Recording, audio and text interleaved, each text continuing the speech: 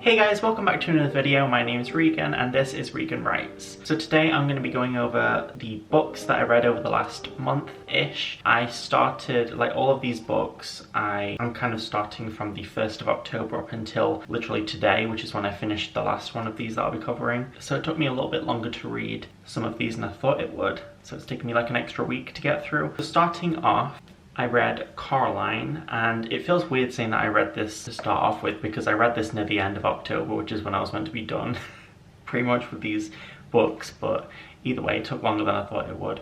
I'm not going to go too much into depth with Colleen because I already did a reading vlog slash review at the end of that, and so if you want a more in-depth review, go watch that video. But if you just want like a quick overview, basically, I enjoyed the book. The things I enjoyed about the book were its imagery, its descriptive language, the creepiness, and the fast-pacedness of it, because it was a very quick and easy book to get through. I read it in one night. There was nothing major that I didn't like about it. A couple of little things here and there, but nothing too big to go into detail about. And I ended up giving this 4 out of 5 stars. And I would recommend this for pretty much anybody of all ages. Okay, so next up, this was one that I wasn't actually planning on reading until like very last minute. I read this literally the last 2 days of October because I saw on Audible that there was a deal going on where you could get this book for free, and that book is Verity by Colleen Hoover. Now, I've talked a little bit about how I haven't read any of Colleen Hoover's stuff before and how I wanted to get into it. In fact, I've got a couple of her books that I'm going to be talking about in my next bookish video. Yeah, so I saw that it was on offer on Audible. And I was like, you know what? It's a pretty quick, easy read, so I'm gonna throw myself into it and just see how I like it. And well, I have a lot to say. So because it was such a fast book and a fast read, I literally read it in like 2 days, which is very quick for me. I just kind of wrote stream of consciousness notes on my phone, and so I'm just gonna go through I'm just going to go through all of the emotions, all of the feelings that I was having as I was reading this book. Now, before I really get into this, I should say that I've never really read adult romance that has smut and loads of sex scenes, because this book has a lot of sex scenes and they were all very detailed. There was a lot of dick sucking going on, and you know what, do your thing, but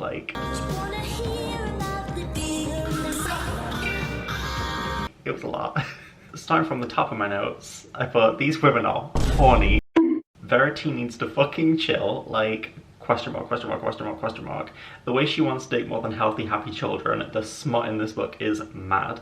So if you don't know, this book is kind of told between two perspectives, kind of. So you have the main character, Lowen, and you have Verity, who is basically in a coma, and Lowen has stumbled upon Verity because Lowen's there to write the next books in Verity's popular series, and she's staying at her house. The whole situation is very fucking weird and very unbelievable. This would never happen, I feel like. It's crazy. But yeah, so Lowen goes to Verity's house and she's rummaging through all of her things, and she finds this manuscript or something where it's Verity recounting how she met her husband and basically her life. It's pretty much like a memoir, and it goes into a lot of detail about her sex life and a lot of the really messed up thoughts that she had and things that she did surrounding her kids, and because one of her kids died and then the other one died and then there's one kid left, her son, and so you're just kind of figuring out who the fuck Verity is and what happened to her kids, why did they die, how did they die, what happened with that whole thing. So it's a very it unravels pretty quickly. So yeah, let's just get into the rest of the note. Next, I put absolutely no subtlety to anything. Yeah, there really was no subtlety to this. Colleen Hoover really just went into this and said, you know what, let's just get it out there. Absolutely no holding back. She really just went balls to the wall in every respect. There are going to be some spoilers in here. I might put a little tag on the screen somewhere that says spoiler, just so that you get a warning. So next I put the disrespect of Lowen thinking non-stop about fucking this disabled woman's whose book she's meant to be writing, who's living in the next room over from her husband. I mean, what the fuck? Go get Tinder, go to the club, go to the bar. What the fuck is wrong with her?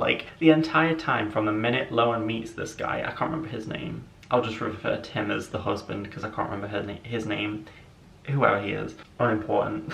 Literally from the second she meets this man, she's thirsting over him, like non-stop. Even when she goes to his house and his wife, who's in a coma, is upstairs, the entire time she's there, all she's thinking about, apart from the fucked up shit that Verity's done and that she's written, the entire time, the only other thing she's thinking is how much she wants to fuck this man. And I'm like, Miss Thing, let's have a little bit of restraint. His wife is upstairs, comatose, and you're down here like, oh, I wanna fuck him so bad. Like, calm down, Mary.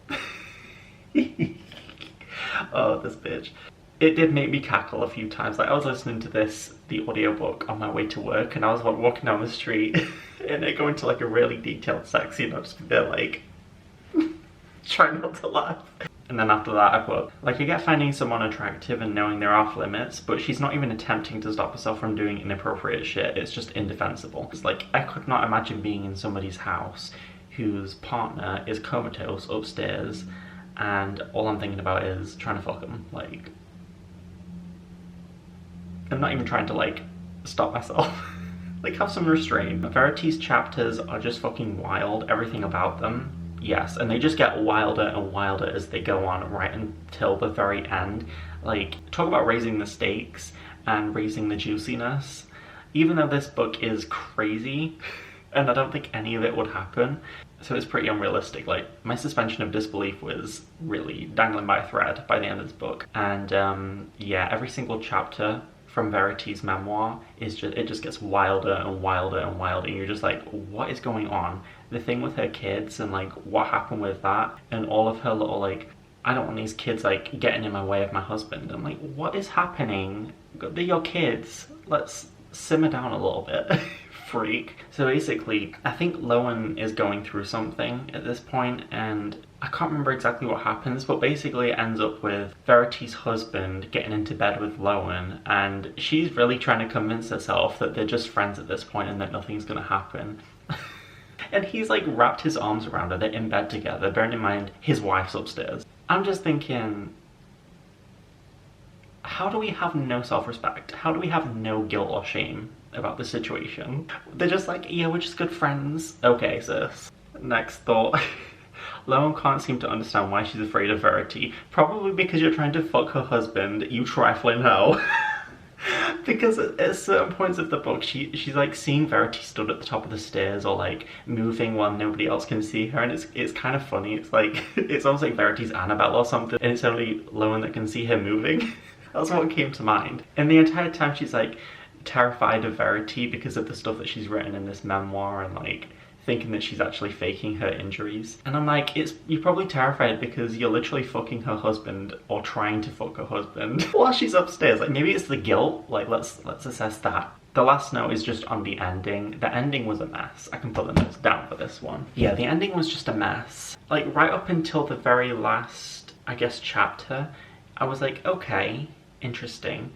But then there's this final twist, this final reveal, and it just feels so tacked on. I was like, this is going nowhere. The only person that's going to know about this is Lowen, and it's like, and so it doesn't really affect the story, and plus it might have been fake, and so it's like, you're just kind of tacking it on the end for that extra little, you know what I mean? It just felt really artificial and unnecessary. I feel like it would have been a stronger ending if she'd have just committed to it either one way or another, rather than kind of leaving this open-ended mystery. Maybe some people enjoyed that. I'm sure people did because people rave about this book. Overall, I give it 3 out of 5 stars. I enjoyed it because of the entertaining factor. It was kind of like reality TV. Like, I felt kind of dirty watching it or reading it, but it was still entertaining. It was still fun. So I would recommend it for people that just want like a smutty suspense book that's like pretty fast-paced and like easy to read. But it's nothing that special. I don't think it needed to be hyped up as much as it's been hyped up. It was okay though. I'd definitely recommend it for like people who are adults. Don't read this if you're like a teenager or anybody below the age of maybe like 15, 14. Alright, so next up we have The Bullet That Missed by Richard Osman. And this book is the 3rd book in the Thursday Murder Club series, and if you know anything about me, I love this series. It's kind of like my favourite comfort food that I know is coming out every year. and whenever it does come out, I'm like, oh, finally, it's that time of year. I can like cozy down, read this book. It's going to be a nice little cozy mystery. And again, I was not disappointed. I was not let down. I really enjoyed this one. So what I liked about this book is that it's cozy, it's fast-paced. The characters are easily the best part of the book. Same for the whole series, really. The characters are the best parts of the books. They're really well realised. They each are very distinct and their own person, and they all bounce off of each other really well. So I really enjoyed that about these books. And also I like how it deals with food addiction, because I feel like that, especially with men, and I feel like that's not really touched on that often in a lot of the books that I read. A lot of other addictions, usually it's alcoholism or drug abuse, but in this we get to see how, especially I think his name is Chris, the police guy, how he deals with food addiction and how he's tried to overcome his eating addiction. And yeah, so I like that he touched on that. He also talked about that in an interview that he did, and it's obviously something that's affected him, and he talked about how he thinks it's like underrepresented in a lot of media and people never really talk about it, and how it is an actual addiction and how it can really affect your life. I mean, I myself have dealt with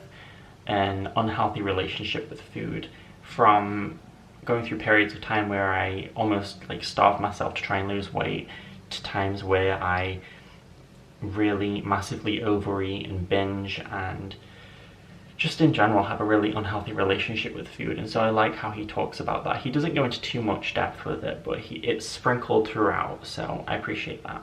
Another thing that I enjoy about these books is the great dialogue. Richard Osman's really good at writing dialogue that feels natural and that feels distinctive for each character and that flows really well. Each character's dialogue bounces off each other, and he's really good at doing that.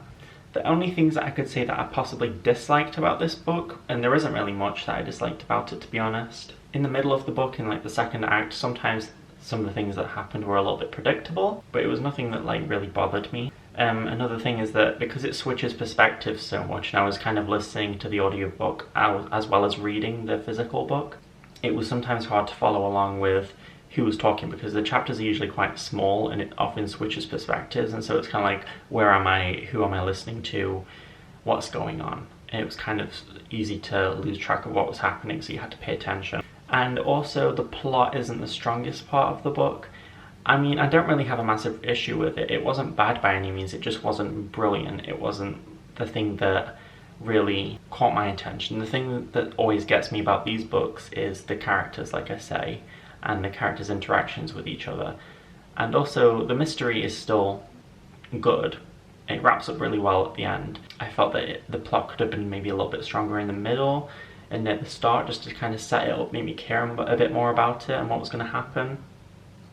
So that's the only real complaint, I guess. I ended up giving this book 4 out of 5 stars, and it probably would have been closer to 3.5 before the end, but the ending, I would say, brought it up to a 4 for me, because it tied everything up really well. And like I say, some of the twists and turns that are revealed at the end I didn't see coming, and so I liked that. And finally, we have this absolute monstrosity of a book. This took me so long to get through. I started this at the 1st of October. It's now the 9th of November, and I just finished this morning. I don't know why it took me so long to read. I mean, it's a thick book, but like, damn, it took me a while. Again, I'm just going to kind of go through my notes that I have for this book, because I had a lot of notes to put down. I thought the relationship between Charlie and his dad was really well depicted as well, because even though they have a kind of rocky relationship after Charlie's mum dies, they still have a really strong bond and a lot of love and affection for each other, which I thought was well depicted, because I feel like in a lot of films, shows, movies, books, it will usually just go down the route of they have a really standoffish relationship and not really much affection or love shown. Another thing that Stephen King often does is it has a very slow start. I didn't actually mind the start. I enjoyed the build up to when he goes to this like fantasy land called Empis. Okay, so real quick, I apologize if the lighting has just changed and if I look a little bit different. It's actually the next day right now, because yesterday I was filming and then the camera battery ran out and I had to go to work, so I didn't have time to refilm it or carry on filming it a bit later on. So it takes about a third of the story to really get going. You can very clearly tell with this book that Stephen King was inspired by a lot of different fairy tales and a lot of other different kinds of media. In fact, he references quite a few different things, even like from the Hunger Games to Jack and the Beanstalk to things like Hansel and Gretel, which he doesn't, I don't know if he directly references that, but even stuff like The Little Mermaid, loads of different fairy tales. And I feel like for me, even though I appreciated what he was doing with that and how many things he was referencing, even like H.P. Lovecraft, especially towards the end of the book, he really delves into Lovecraftian imagery and themes and creatures and things like that. But for me, even though I appreciated it, it did kind of take me out of the story a little bit, because it kept reminding me that what I was reading was kind of an amalgamation of a lot of other different works rather than its own standalone thing, even though it is its own standalone story, because it keeps talking about fairy tales as stories. It just kept reminding me that what I was reading was fiction, and it kind of took away from me being able to feel as connected to the characters and as connected to the story as if it was a real story being told. So I thought it was an interesting way to go, but it didn't really work for me. I just found it hard to connect to the story. Around the middle part of the book as well, it's very slow, especially right near the middle when, this is like a minor spoiler, but there's like a very long period of time where we're in dungeons, and that whole part of the book was just so slow for me. They're not just in dungeons for the entire time, but like they kind of come out now and then to do other stuff, but even the other stuff as well as the dungeons just bored me a little bit. It was very samey. It was very much like he was eating a lot of raw half-cooked chicken and loads of sausages and talking to these people in these dungeons, and it was just very, very slow and kind of boring. And that's the part of the book that I really struggled with. The first part of the book I kind of sped through, and the last part of the book I sped through, but the middle was a real slog for me. As I say, I did enjoy the ending and the whole scene, not right at the end, but kind of like the last fight scene, I guess. I did enjoy that scene because, like I say, it was very Lovecraftian. I'm not going to give away too much because if you do want to read it, like a lot of really weird, cool stuff happens that's very Lovecraftian. I think my favourite character from the book was probably Dora. Dora's not really in it that much, but she's like this woman that Charlie meets. She's like the first person that he meets when he goes to the other world, Empis. And she lives in this little cottage and she repairs shoes, and she's just cute. We stand Dora. But yeah, there's this scene between Dora and Radar. In fact, there's a couple of scenes between Dora and Radar where Radar's the dog, by the way, in the book. The story kind of revolves, especially for the first half, around Radar. It's so cute when Radar and Dora get together and she's like, "Raids." Dora and Radar are just very cute.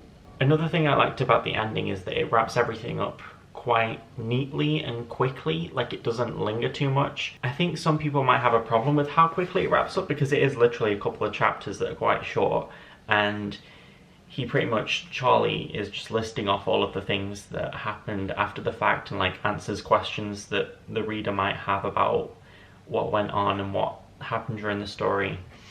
And he just kind of goes through it in a bullet point sort of way. So some people might not like that, but I think after such a slog in the middle and a decent ending, I kind of enjoyed just having those questions that I had answered for me in like a fast pace, because if he'd have gone on for another fucking 100 pages answering these questions, I think it would have taken me another few months to read it because I would have put it down. Overall, I'd give that book a 4 out of 5. I think before the end, when I was still in like the middle bit of the book, I probably would have given it like a 3.5, but I think the end brought it back for me a bit like the bullet that missed.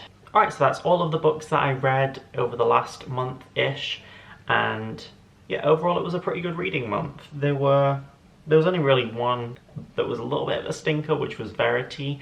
It wasn't a terrible book, but it just wasn't, you know, it wasn't anything fantastic. It was just okay. The rest of them I really enjoyed though. So I hope you enjoyed this video. If you did, please leave a like, and if you haven't already, please subscribe if you want to, and I will see you in the next video. Bye!